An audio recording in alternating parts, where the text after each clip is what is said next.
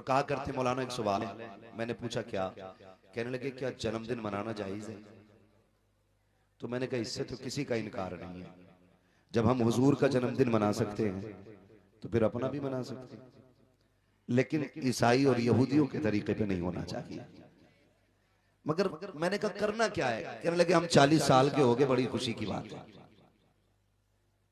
تو کبھی کبھی خیال آتا ہے ہم جو کہتے ہیں نا کہ ہم بڑے ہو گئے، ہمارے گاؤں میں سب سے بڑا وہ شخص ہے،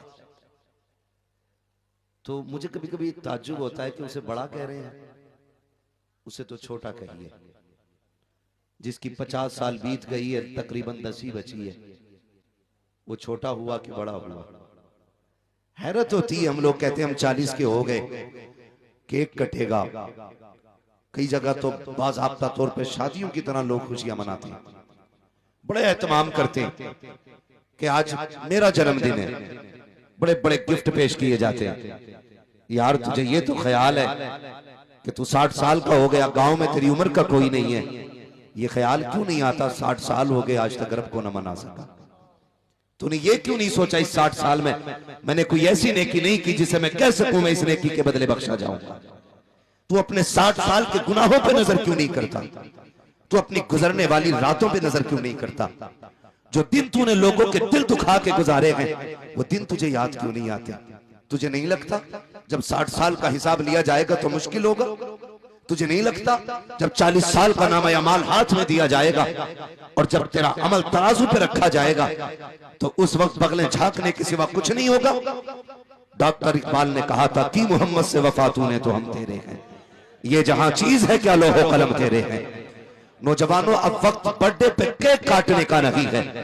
اگر تجھے احساس ہو جائے عمر 25 آ گئی ہے تو 25ویں سال کی آخری شب میں پوری رات کے لیے مصلی بچھا دیا کرو، رب کی بارگاہ میں بیٹھ جایا کرو، رو کے کہا کرو میرے پروردگار تو نے 25 سال نعمتیں دی لیکن میں تیرا احسان مانتا تو رہا لیکن شکریہ ادا نہ کر سکا. اے میرے پروردگار باپ ناراض ہو جاتا ہے تو جائیداد سے الگ کر دیتا ہے، استاد ناراض ہو جاتا ہے شاگردی سے نکال دیتا ہے، پیر ناراض ہوتا ہے سلسلے سے نکال دیتا ہے، یار ناراض ہوتے ہیں محفل سے نکال دیتے ہیں، بستی والے ناراض ہوتے ہیں شاعر بدر کر دیتے ہیں. میرے مالک تیرے کرم پہ قربان جائے ہم نے 5 وقت کی نمازیں چھوڑی، 1 وقت کا کھانا بند نہ کیا، ہم جھوٹ بولتے رہے، تو نے پانی بند نہ کیا، ہم نے پوری زندگی زناکاری میں گزاری، تو نے ہوائیں بند نہیں کی، تیری نافرمانیاں کرتے رہے، تو نے آکسیجن کو نہ روکا اور رہ گئی تیری پاور کی بات. اگر تو چاہ لیتا 1 سیکنڈ میں پوری دنیا سجدے میں ہوتی، اگر تو چاہ لیتا پوری کائنات سجدے میں پڑی ہوتی، لیکن وہ تو یہ کہتا ہے